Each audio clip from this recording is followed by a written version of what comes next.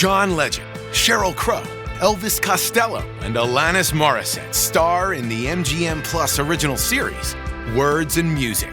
Iconic artists share intimate performances and the stories behind the songs. Series premiere on November 30th, only on MGM Plus.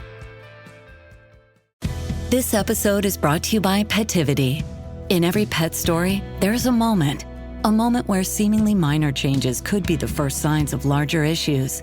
Petivity is here to help you better understand what's going on with your pets with smart devices and at-home health tests that proactively monitor their health. Give your pet the story they deserve with Petivity. Visit Petivity.com all December long for a site-wide sale on all smart devices and at-home health tests. Introducing the U Rules of Value from Burger King. And U Rule number 1, you choose food you actually want. There's 7 tasty options, so try the $5 Duo or $7 Trio. Choose your deal. Price and participation vary. U.S. only. No substitutions. Restrictions apply. Is Canada ever going to buy a new fighter jet? Hello, I'm Brian Lilly, and this is the Full Comment Podcast. And if you've been paying attention to politics at all over the last little while, then you know that there is a fierce debate over whether we buy the F-35. This is the plane that we joined onto, I guess, as the Joint Strike Fighter Task Force back in the 1990s under a guy named Jean Chrétien. Yep, all of our younger listeners are now Googling who was Jean Chrétien and when was he Prime Minister. That's how long we've been part of the project.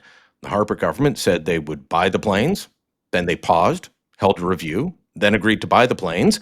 Then the election in 2015 happened. Justin Trudeau said, absolutely not. We will never buy the F-35s. He dithered for 8 years, held an open competition. The F-35 won, and in 2023, we agreed to buy 88 fighter jets. Well, that is now up for review. And as all of this is happening, we've got an attempt to say, let's buy the Gripen from Sweden and build it in Canada and get 10,000 jobs, even though the math doesn't add up. But Melanie Joly, our industry minister, says she's not getting enough. Canada is not getting enough out of this deal. Well, what I've said is I don't believe that we've had enough jobs created and industrial benefits done out of the F-35 contract. I think it's not enough. I think Canadians expect more, and we should get more. So that's my first point. And second, when it comes to the Gripen, of course, we're really interested in seeing what can be done because there was an unsolicited bid that came up.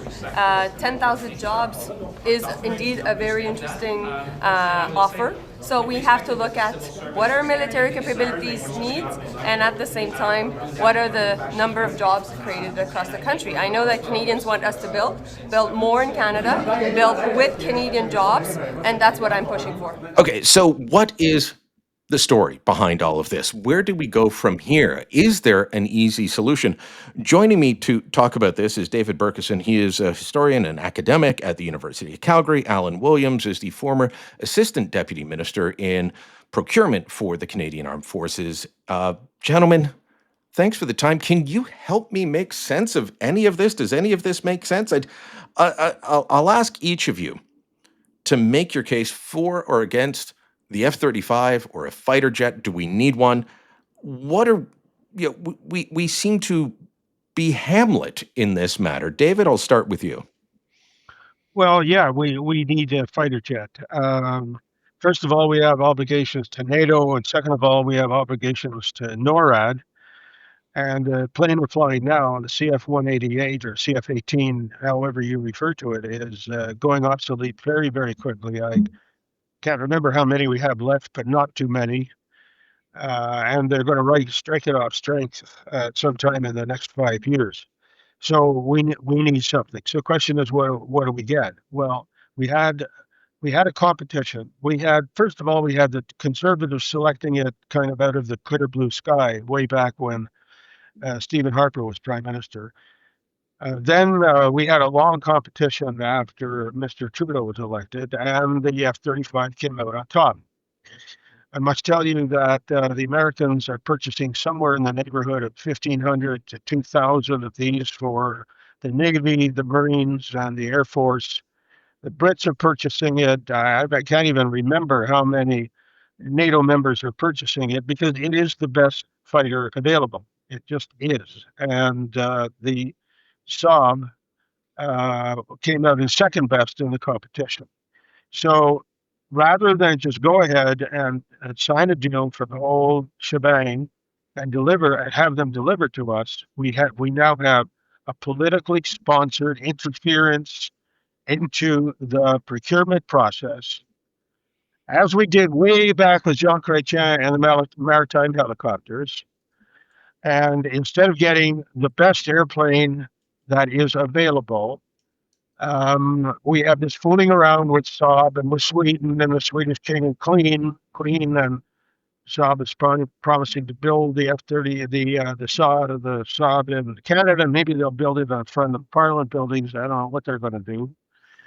And it's like I'd buy a house and you come along after I bought the house and say, I want to buy your garage. That's what's going on here. Straightforward, let this thing go. They bought the P-8 from the Americans. There's got to be a lot of American components in our destroyers and our corvettes if we bought them. Not so sure about our submarines, but we are tied to the United States because of geography, have been for hundreds of years, will be for hundreds of years. Let's just stop this nonsense and buy this airplane as we said we would. Alan, over to you. The CF-18 clearly needs to be replaced. It entered service in January 1983. This is a very old plane. Past the Duchy, if you remember that song. That was the number one hit song on the Billboard Hot 100 in Canada back then. And Sting was still with the Police cranking out hits. So this is a really old plane. This is a really long time ago. What do we do here? What's your argument for or against the F-35? Well, I don't have an argument for or against it, frankly. My focus has always been and continues to be ensuring the integrity of the procurement process. And it just shows you what happens when you screw it up. So the process isn't complicated. Military decides what it needs. The government then, the ADM materiel and PSPC together combined produce an RFP. You're speaking of civilians. Public Service Procurement Canada and the ADM MAT organization go out, produce a request for proposal, evaluate the bids, and select the winning bidder. And according to our legislation, which is unique in the world, there is to be no political interference, which I think is exceptionally right. When you bastardize the process, you get the kind of screw-ups we've had for the last 2 decades. So first of all, the Conservative government announced in 2010 it was going to buy these. It did it with any competition and without knowing what it was going to cost or what it could do back then. It was But wasn't the competition the decision to join the Joint Strike Fighter Task Force? I, in fact, joined it in 2001. And I joined it, and not because we had made a commitment to buy it, but because if you didn't join it, your industry would not have an opportunity to participate in this $1 trillion program. So I put in $100 million of our money. And by the time I left a few years later, Canadian industry had already garnered through competition. That's how this works. You're not given anything in this program, over $400 million. And it continues to excel because we've got exceptionally qualified industry here. And so when I heard about this, I was livid because there was no justification to so sort of. A lot went on. Finally, the Conservatives came, and you're quite right. But then the Liberals said they weren't going to buy it. When you run an open, fair, and transparent competition, and you don't interfere, you get the result. And the result was there were 2 compliant bids, and the F-35 was considered the better of the 2 through the evaluation. And so we'd made our decision. That was good. It was much more complicated than it needed to be because we screwed up the process. But at the end of the day, we got it right according to the process. So what's happened now, and we went ahead, we were going to buy 88. We signed a contract for 16, and that's what was progressing. What happened was Trump. And Trump made it clear that relationships are not quite the same. And what was not commonly known at the time and is now known, and this is the new, if you want, variable or factor, is that the U.S. controls the software. Now, normally that wouldn't be a big deal. They're our close allies. We've worked together. No one would be concerned about it. But they control the information in what they call the mission data file. And that's the file that identifies, locates, and tracks threats along the electronic spectrum. And you need to update it to know where hostile radars are in order to be effective. And if for some reason the government or the US government was not going to update it, very quickly our jets would become ineffective. So this was the big issue that came up at the beginning of this calendar year. And Carney, I said, sort of reacted to that and said, okay, I want to look at this and assess my options. So that's where we stand right now. If I were the bureaucrat doing it, I would present him with information on the cost implication of having two fleets. I would talk to him, I would give him information on the industrial benefit options between one program and the other. And I would talk to him about the operational implication. He would then have that factual independent. Now, I would say I wouldn't trust the Air Force to do it because the Air Force, I know what they want. And it might be the best plane, but you need just the same way the ADMAT does the procurement because it's objective and unbiased, be it for the Army, Navy, Air Force. This too would be done independently. Armed with that information, just one more point, Brian, armed with that information, I would turn that over to the Prime Minister. And then, of course, there's one other big factor, and that's the politics. And that's what they're paid to do. So as far as I'm concerned, this is fairly straightforward. That, Alan, if I can interrupt, I understand the concern around the kill switch and updating the software. But most of these that we're going to get are they're going to be delivered after Donald Trump is out of office, and so I worry that people are overreacting, and I also don't think Donald Trump would shut that down with a NORAD ally that he's trying to convince to join the Golden Dome. But even if he did, he'll be out of office when most of these planes are delivered. So is that a valid fear for us to say we need to rethink this purchase? Well, I think he reacted the way he did. My advice would be don't do anything for or against the guy. Do what's best for the military. And if you came to the decision, having factored in everything, that this is the best thing for the military, that's what you do. I don't think you can, we're a sovereign country, and I don't think you can react. He's very unpredictable in any case. And so you do what's best for the military. You can stand up and defend that to Canadians. You can defend that in Parliament. You can defend that to the military. That's the high ground. So I agree with you. The fact that, we're going to get these much later, it factors into it too. So I would just say, don't try and screw this up anymore. It's been long enough. If you feel that that is the best plane, looking at jobs, looking at cost, and looking at technical, go with it. I know Jolly said what she said, but in fact, that was part of the evaluation. So at some point in time, when they selected the F-35, they knew how many jobs the Gripen Saab had committed to. They knew that. That was part of it. They knew the cost. And if when they rolled it up in the evaluation structure that they did, this was the best, that's the best. I don't think you come in later in the game and start to play these things. That's how these things get screwed up. When you get ministers involved, sort of lobbying for this stuff, you manipulate the process. And the strength of the Canadian process is that it's devoid of any ministerial information. The way it's supposed to work is from the time you give authority to buy something until you've picked the winners, ministers are not involved. You come to them and say, this is the winner, this is why they won, and go ahead. David, I saw you nodding your head as we were talking about the fact that these will be delivered after Trump is out of office. I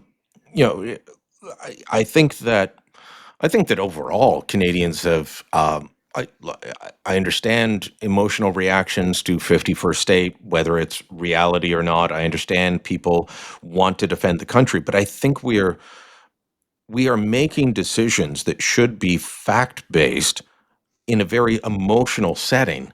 And I would include the F-35 in that right now. There are so many Canadians that, and I hear from them because I write, and my belief is we should go with the F-35. It has proven itself time and again to be the best jet that we can buy, unless we want to get into buying Russian or Chinese jets that some people say are better. It's the F-35. And I hear very emotional arguments about screw Trump. To hell with him. We can't trust him. And say, okay, but what's the best plane? Are we being too emotional on this? Well, yeah, we are, and Too emotional or too political, perhaps? well, too political has resulted in too emotional. Or let's put it this way: I think our political leadership today has levered fears that shouldn't be there and has added fears to that shouldn't be there. Let me give you a perfect example. We had a sole source purchase. I can't remember how many months ago, Alan will know this, of the P-8, which is a submarine hunting aircraft. The British are flying it, the Australians are flying it, the Americans are flying it, et cetera, et cetera, et cetera, et cetera. It's a wholly designed and built in the United States. Why isn't somebody talking about why aren't we canceling the P-8 and buying something from Bombardier, even though we have put billions of dollars into Bombardier's efforts to build a passenger aircraft and lost most of our money? Why aren't we doing that? Well, okay, so that's okay. So you admit that American one is okay. F-35 going to play a huge role in NORAD and our NORAD responsibilities, which NORAD responsibilities is have to is defending the United States. Why would the United States want to rend the F-35 incapable of operation when the sole purpose of us buying that aircraft is to help protect the United States? Why would they do that? It doesn't make any sense whatsoever. We have a guy who's president. Don't get me going on him. I'm sure Alan agrees with everything I would say about him, but he's got 3-something years to go. And after that, these planes will fly for another 30 years. Yeah. So why are we trying to decide on which plane to buy over a guy that will be out of office in 3 years? For planes that'll fly for 30 to 40 more years. Because we had an election to win. Because Mr. Carney had an election to win, and it was an issue as far as he was concerned because it was going to gain him votes for Canadians. Canadians have got to cool down about all of this. Yes, we have a lot of problems in the United States that we have to solve, and with most of them with Mr. Trump. But we have been part of the American market since the 1840s, growing ever since, and we will continue to because we are connected to them, and there's no way we can saw off our half of the continent and float it up north or west or east. So I mean, the example I give is a different example, but we've got a train running through Calgary here. It used to be called the Canadian Pacific. Now it's called Canadian Pacific Kansas City. What do they know about this? They bought out the Kansas City because they know that North American rail traffic going down into Mexico is the future of rail traffic in Canada. And that, by the way, means we'd have to go across the United States. It doesn't seem to bother them. So why is this bothering the politicians? So I repeat what I said earlier. We did this silly thing back when it came to the maritime helicopters with Jean Chrétien. I'm not going to buy a Cadillac. And it was years and years and years and years and years before we finally did buy a maritime helicopter. And what we did was we converted a civilian helicopter into a military helicopter. And it's got all kinds of problems today, which the press is not really talking about because other things are more important, but it has. And if we had just bought, let's say, an American helicopter or something like that, we wouldn't have those issues today. So this is political interference on the part of a political party that can't seem to keep their cotton picking fingers off the procurement process. I think it's very important. Ministers, part of the reason why the system is broken from my perspective is the lack of trust and maybe knowledge between the bureaucrats and the ministers. When I was there, ministers knew unequivocally they were not allowed to interfere, to say a word, to get involved. Just if I can pause, Alan, for people that don't know your background, give us the years that you were there heading up the procurement for the military. I was there from 2000 to 2005. Okay. But equally important, I was at what's now called Public Service Procurement Canada from 1995 to 2000, where in fact you're accountable for the integrity of the process and all the legislation that surrounds procurement, which is not usually known within the national defense. And so we passed legislation, first the Agreement on Internal Trade, then it was converted to Canadian Free Trade Agreement, and that precludes ministers getting involved. And I would tell them, if you get involved, you're subject to legal risks. In the US, you can do all the lobbying you want, but not in Canada with legal implications.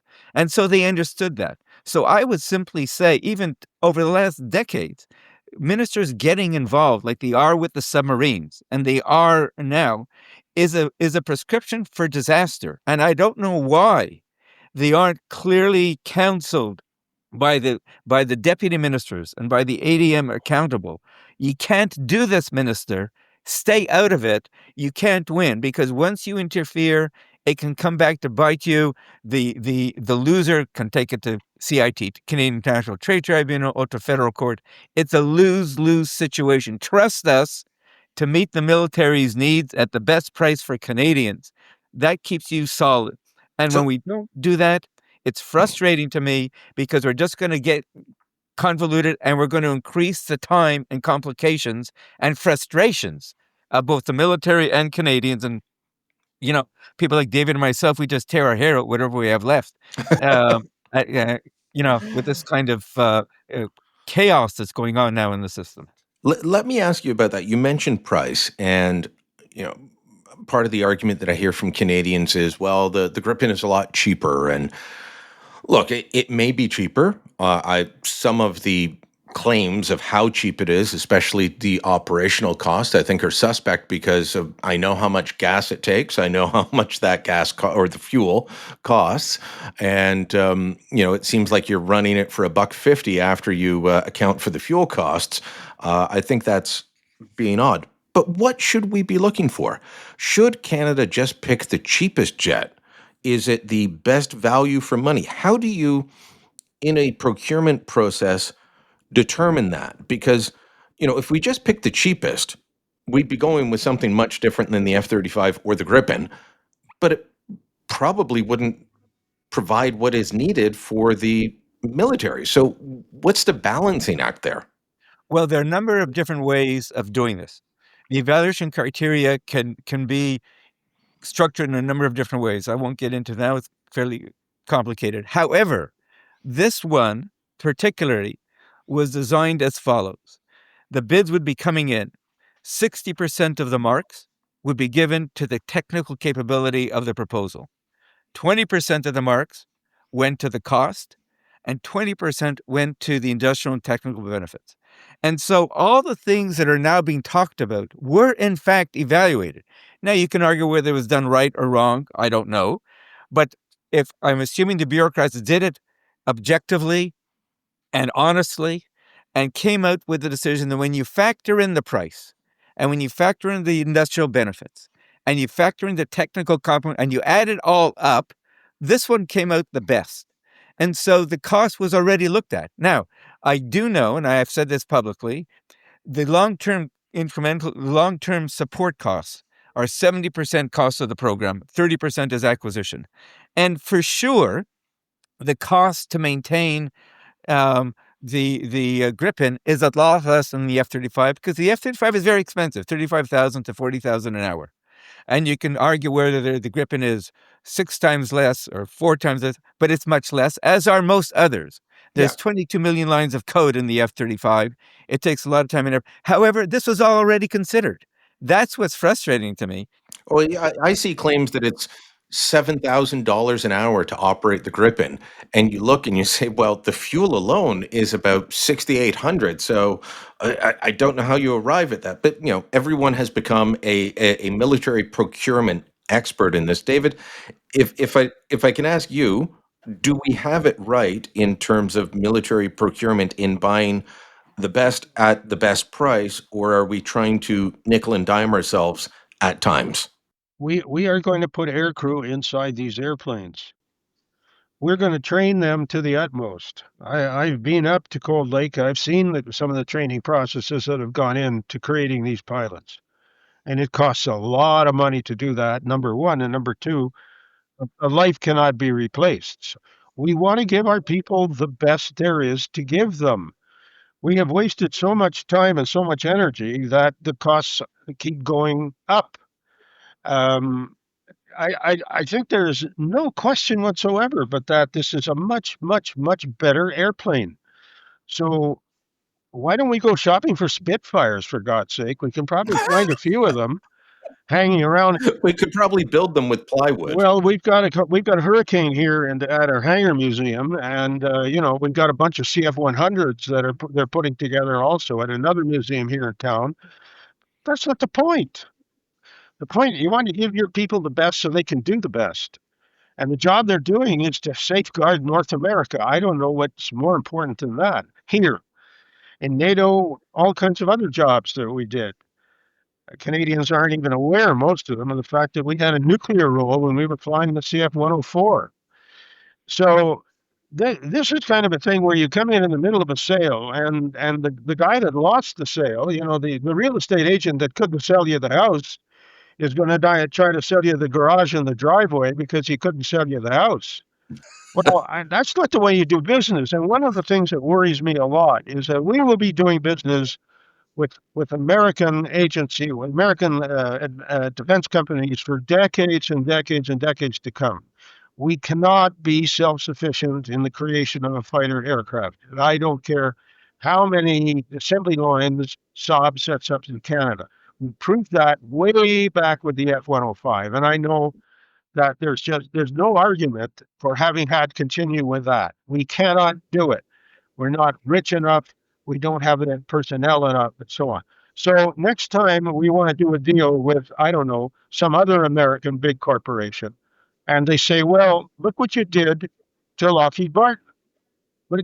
How can we trust you? Look what you did to Lockheed Martin.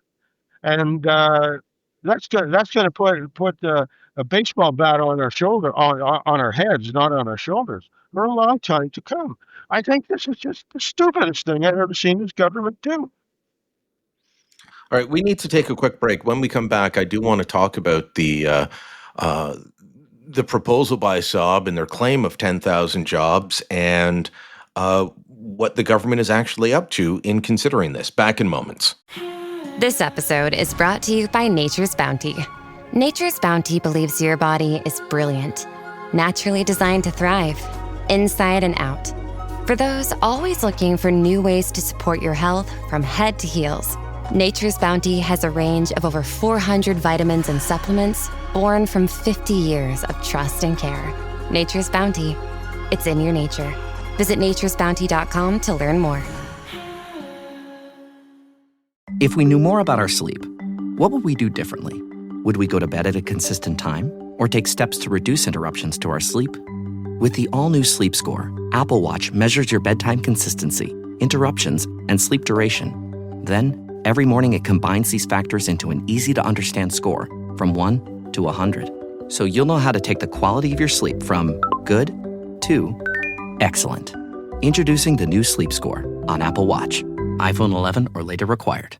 This episode is brought to you by Nespresso. Gift magical mornings with Nespresso Virtuo Pop. Compact and stylish, Virtuo Pop is made to meet every morning coffee craving. From espresso to coffee, hot or iced, at the click of a button. And celebrate the season with Nespresso's limited edition coffee flavors. Sweet almond and hibiscus, cinnamon and candied tamarind, and festive double espresso. Magic in the making. Shop the holiday gift collection exclusively at Nespresso.com. This is Tristan Hopper, the host of Canada Did What?, where we unpack the biggest, weirdest, and wildest political moments in Canadian history you thought you knew and tell you what really happened. Stick around at the end of the episode to hear a sample of one of our favorite episodes. If you don't want to stick around, make sure you subscribe to Canada Did What? Everywhere you get podcasts. The big number from Saab is definitely appealing, a promise of 10,000 jobs if we start assembling. That's an important word here, assembling, not manufacturing, the Saab Gripen jet out of Sweden. Would we be putting them together like IKEA furniture with an Allen key? It seems like that. They would be coming in parts and we would piece them together. But how do we end up at 10,000 jobs? Brazil is already in the middle of building their fleet of Gripen jets. They've promised to buy about 40, I believe. And, well, the direct jobs from that through their partnership with Embraer, a competitor to Bombardier, but a similar company, is 60 direct jobs and 200 indirect at the company. So how do we get to 10,000? Are they counting the accountant that works for the Tim Hortons that's down the street that's selling the guys the coffee at lunch? Seems that's about the only way we can come up to that. David, do you want to take that, the 10,000 job claim? Look, it's a nice big number. It sounds good. Clearly, it's appealing to a government that says they want to do more to build in Canada. But is it realistic? Well, I'll begin with the fact that the major parts of the F-35 are built in Canada and have been built in Canada for I don't know, a decade. Alan will know that better than I have. Because the whole idea of the consortium was that different countries, and not countries that necessarily promised to buy the F-35, but different countries that signed on to the consortium way back when the consortium agreement was signed, said, okay, well, we'll build the landing gear, we'll build the airframe, we'll build this, we'll build that, we'll build the other thing. So we are building that thing in Canada. Now, I don't know how many jobs that has created in Canada up to now, and maybe Alan will have. It's about 2,500 to 3,000 at the moment. Okay, 2,500. In that range. Well, that ain't nothing. That ain't nothing. These are high-skilled, high-paying, high-intensity jobs. And we will continue because the F-35 isn't done, and it'll be followed by another fighter aircraft from the United States, you can bet. And this arrangement would potentially continue.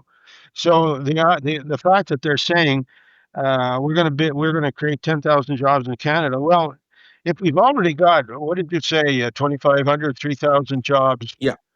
That are going to the F-35. So that 10,000 doesn't look so great. That's number one. What's the cost of establishing that assembly line in Canada? Where are they going to establish it? And then what happens when the assembly line runs out? And what happens when the Saab is declared to be obsolete before the F-35 is? I mean, this just doesn't make any sense. Alan, does the 10,000 job number make sense to you? Well, I come to the same conclusion as David, but I come at it from a totally different perspective. If, in fact, there are 10,000 jobs that they're committed to, then that should have been part of their proposal that got evaluated. And as such, it would have to have been evaluated and assessed by the Industry Canada officials in terms of their viability. Now, I don't know, first of all, I don't know if they put it in, it was assessed and is either accepted or not. But at the end of the day, they were deemed to be second best. So whether or not it's there or not, my answer is the procurement process looked at that as part of the overall package by which you're going to assess and determine the best. And it was determined that either they weren't valid or they were valid, but it wasn't sufficient. It wasn't a sufficient number of jobs in order to sway the result in their favor. And so that's where I come at it. It was already looked at, and if they didn't put it in then, that's too bad for them. That was their kick at the can. In our system, if you want it to be a true, open, fair, and transparent, you get one kick at the can. Give it your best shot as a competition. We don't go back and try to do what we're doing right now. We clearly do. We clearly do, because we're in the middle of doing it. Well, it's only because ministers have not, and that's what I said before. Ministers typically don't understand the procurement process and the risk that they're taking. And so I'm a bureaucrat. That's what I did. And I would argue and debate and make sure the minister and the chief of staff and the PCO and everybody understood the role they have to play, and they did.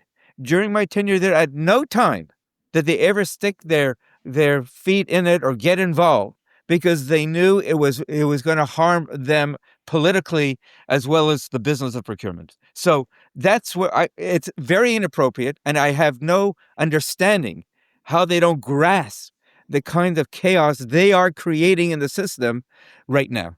As David said earlier, how can the next company that we want to do business with Absolutely. trust us? Absolutely.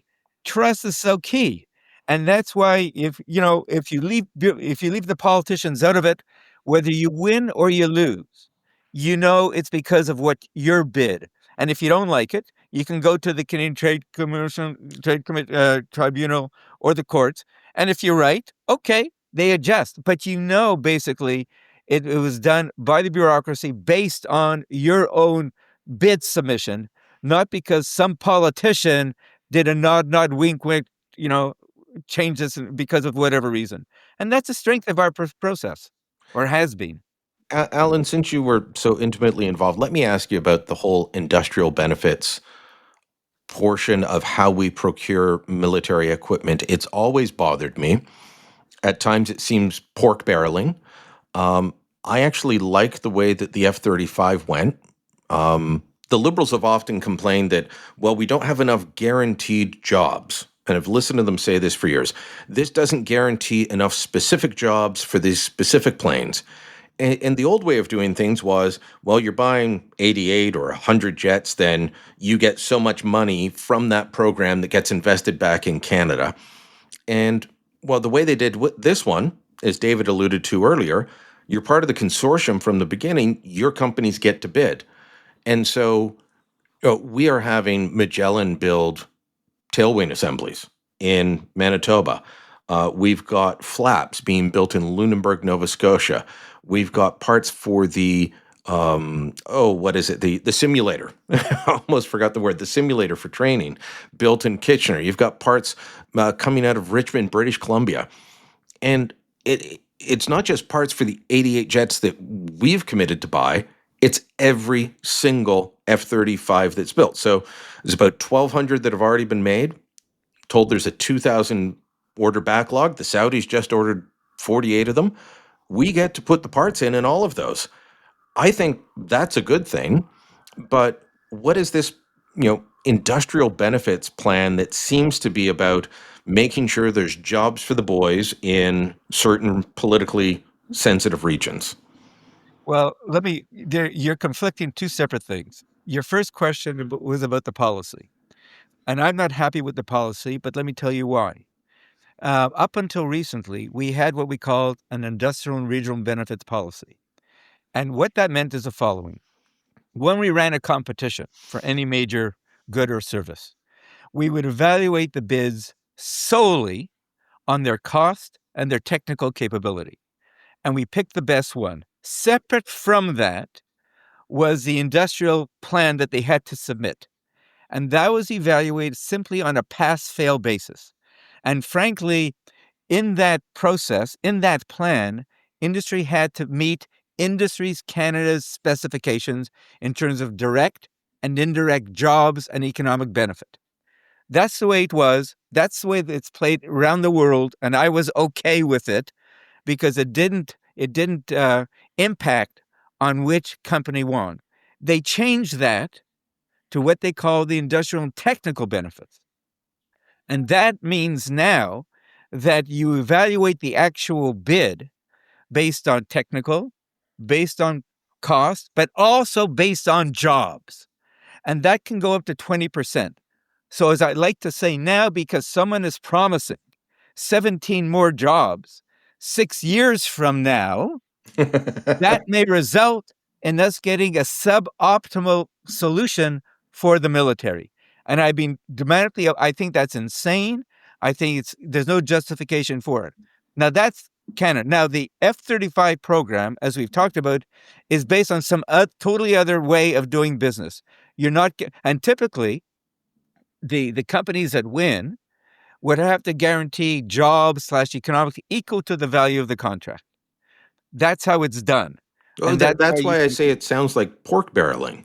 Well, except that that's how it's done in the world, and we're not going to be sort of the Pollyanna here. Having said that, the F-35 program is not structured that way at all, and that's what I said. We got into it so our industry can bid and win. And the numbers I saw is at the end of it, we're going to get $15 billion worth of economic benefits from this program. And it's structured in such a way that you have to be the best to win the contract on behalf of all the players in the system. And I think that's great. So there's two separate, you asked about the policy. The policy in general has nothing to do with the F-35, and I've explained it. In terms of the F-35, if you're successful, whether you're on the order planes or not, you get to win based on your merits, and congrats to Canadian industry that have been so successful. Yeah, we are building the landing gears. Yeah, we're building a lot of components, and I have to tell you, when I was there, we were by far, as you know, the group of bureaucrats that I had working on this were just phenomenal. They were proactive, they were aggressive. They knew more about the kinds of opportunities coming up than any other country did. And they would work with our industry to position themselves to win, and they won. You can be very proud of the capabilities of our country. And in fact, we had to help other countries understand how the process worked. These guys were so good. Anyways, all to say is we've done great with great people and great capability within our country. And I think we should be really thrilled with how well we have done with the F-35 program. Let me ask about general military procurement, and whichever one of you wants to take this first. We have had issues over the years, and whether it's politicians or generals getting in the way, it just takes too long to equip our military, and it's very frustrating. The buying the big birds during Afghanistan, the C-130s and such, that was a pretty straightforward thing. The government just went to Boeing and said, hey, this is the plane we need. Can we get to the front of the line? They said yes. We only needed a couple of them. That seemed to work well. Should we be buying off the shelf more often or not? Let me make a few points. The biggest impediment to getting things done faster is we don't have one minister accountable. I've said this all along. You got up until this new Defense Investment Agency, the process was two separate departments overlapping and duplicating. That causes tremendous confusion. You have no performance measures. When I was there, having said that, I cut the procurement down by 40%. When I left, after I left, it was greater than when I started. You can do it, but you have to understand the process and not try to manipulate it. Sole sourcing doesn't work. Brian, you mentioned the C-130s. We bought them, but after we announced them, it took us 18 months to get to a contract because we're busy messing around with the terms and conditions. It took us over 3 years to buy the Chinooks that we sole source. Sole sourcing does not improve the time. What you need is open, fair competition. Do it right. Have one minister accountable, and you'll streamline the process dramatically. Combine that with performance measures, and it'll work. The real problem, I will say this, with the Defense Investment Agency, which I was thrilled about at the beginning, but now I find out that it's only going to look after procurements over $100 million, which makes absolutely no sense. There's no difference, a $95 million procurement and 105. And instead of streamlining the process, removing overlap, now you've added another organization on top of everything else. So they've snatched defeat from the jaws of victory, as I like to say. The procurement process, if you follow it the way it's supposed to be done, can be streamlined and the times. When I was there, actually, we set. I was working with Major General George MacDonald, the vice chief, and we set a standard. We said, from now on, guys, military, you have no more than 2 years to define what you need. This is not nuclear science. We're not reinventing, and I have 2 years to get it into contract. We signed that off, and that's what we did. So from a 9-year time frame, we got it down to 4 years. And once you sign the contract, of course, then it's just a production time frame. So it can be done if you put in performance measures, and especially if you can hold one minister accountable. We're the only country in the Western world where the prime minister cannot go to one minister and hold that minister accountable for delivering things. And that's insane. This Defense Investment Agency could have solved the problem, but unfortunately, it's made it worse. David? Weapons are expensive, and the more these weapons become, the more modern they are, the more investment to get them produced at the end of the day. If you're going to have a defense policy, if you're going to defend the nation, you've got to spend the money. And we had our previous prime minister going around the year before the election with goodies here and there, dental care, and I don't know what other kind of care he had. I was looking for dog care. I have a dog, and I really wanted my dog care to be covered by, and that all costs money. So at the end of the day, you say, well, it's too expensive. We can't afford to buy it. No, you can afford to buy it. There are ways in which the costs are spread out, and Alan knows a hell of a lot more about this than I do, that you buy the damn airplane because it's the best. That's all. I can't say any more than that. It's the best plane. You want the best plane to defend your country. You want the best plane for your Air Force. You want the best plane for NATO in these times which are so dangerous. You don't want to be chuntering around and saying, let me go to the market and see if I can find something a lot cheaper. That's just not what you do when it comes to the defense. Can I make one comment? Sure. Just when you and David talk about the best, I say it's the best because it turned out to be the best through the procurement process. If we didn't have the procurement process, I would not necessarily agree with you, because best means a lot of different things to a lot of different people. But the fact that we did an open, fair, and transparent that determined it was the best. I agree with you. It is. We have defined it that. They were all stacked up against each other.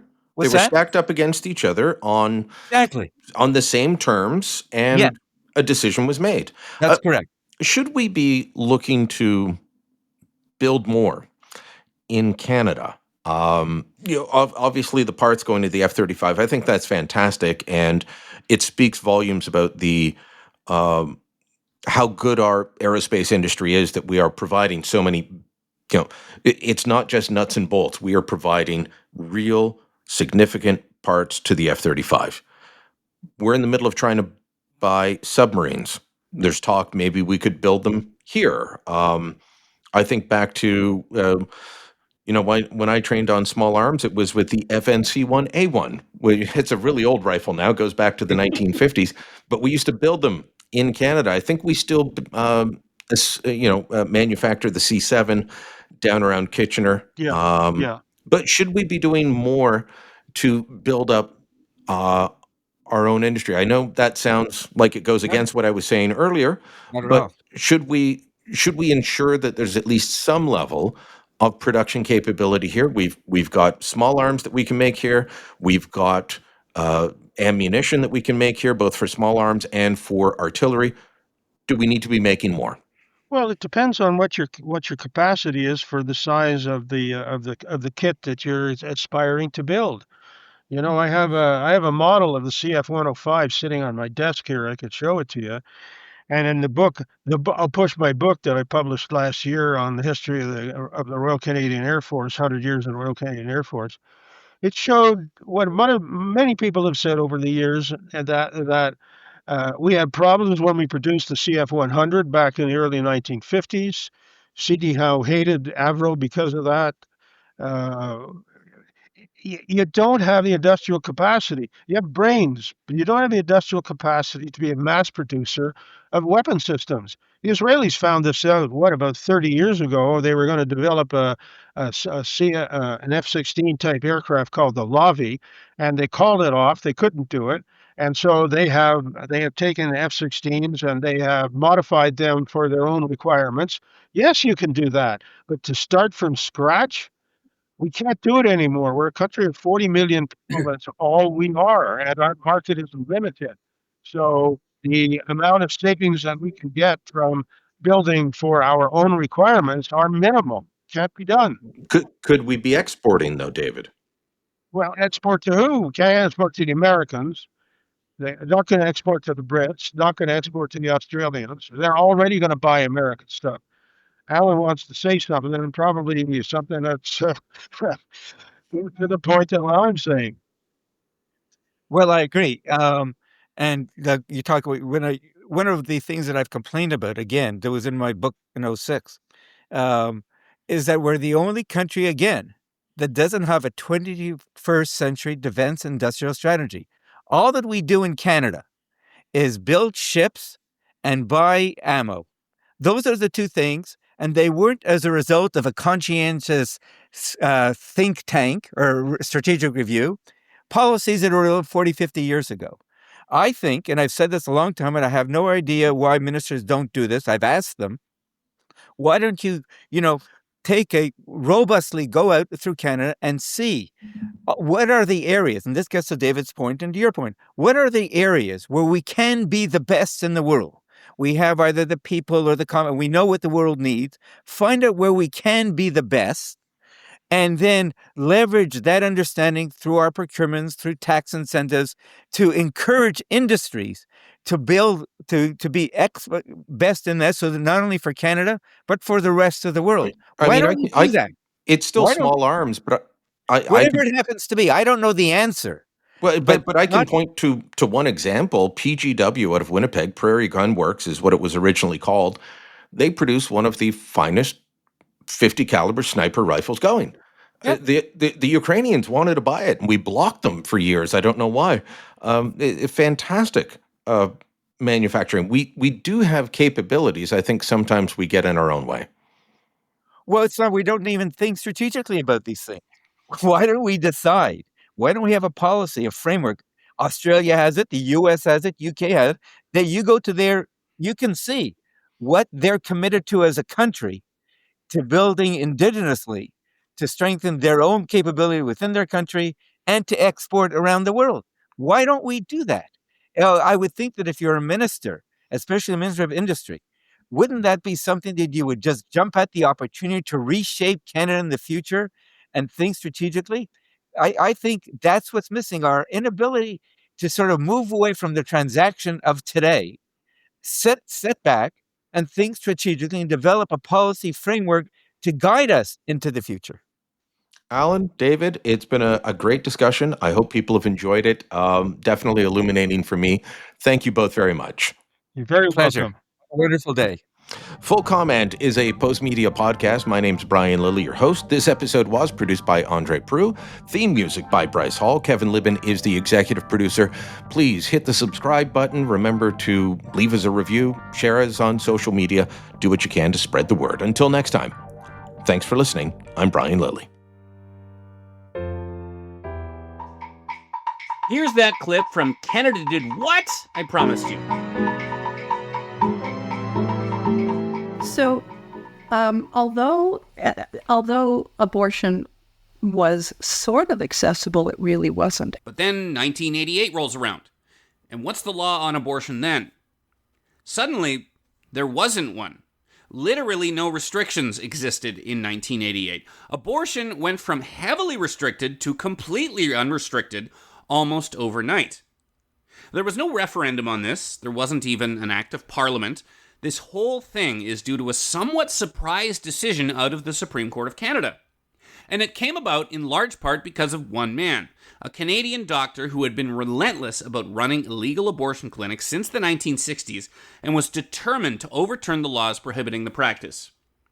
Along the way, he endured multiple arrests, constant raids, a jail term, a firebombing of his clinic, an attack by a fanatic wielding garden shears, the approbation of virtually his entire profession, and frequent death threats. If you want to hear the rest of the story, make sure you subscribe to Canada Did What? Everywhere you get your podcasts.